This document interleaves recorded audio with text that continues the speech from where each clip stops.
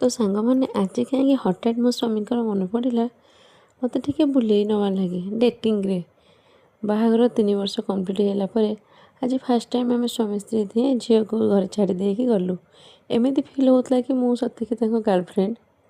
तो आम आज पहुँची गलु बरगढ़ रे यपटे देकी जबार थिला आमर कौटी जाऊँ कौन पे जाऊँ संपूर्ण भिडियो देखले आप जानीपारे मुझे आपको निश्चय कहबी। तो बर्तमान टे पेट पूजा करदे आ मु पुणी बाहर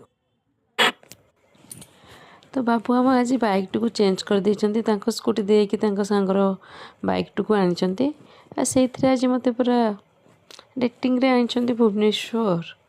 तो बरगढ़ रे आम 3 वर्ष तले जो बाहागर न होता प्राय ये आमर खाଇବା स्थली थिला। चिकेन पकड़ा बहुत बढ़िया दिखती भाई जनक ता सहित अलग खाद्य भी बहुत बढ़िया मिले। आपण मैंने जब भी बरगढ़ एपटे क्रॉस कर तो ये निश्चय स्नैक्स रे ये फास्ट फूड को टेस्ट ट्राए करेंगे। ये साइड रे गोटे अच्छी मोमो स्टॉलटे तांको भी मुझे कहीदेली से टे मोमो आनिबा ये चिकेन पकोड़ा खाइबा स्टिक खाइबा जेहेतु सी आज राजी होती मुझे छाड़ी कहीं मु खाऊे कि मुझे वीडियो बनाऊँगी।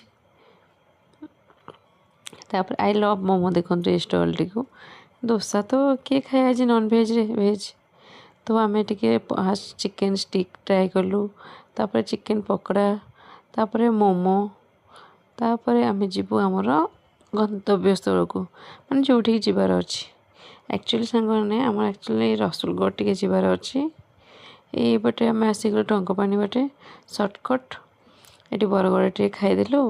बर्तमान समय गला रात 10टा रसुलगढ़ जीवु आम एक्चुअली आमर गेली आरती दीदी घर को तांको घरे टिके काम थिला से हमको अर्जेंटली डाकिले गोटे इवेंट रिगार्डिंग तो आम दुहे आसीगलु।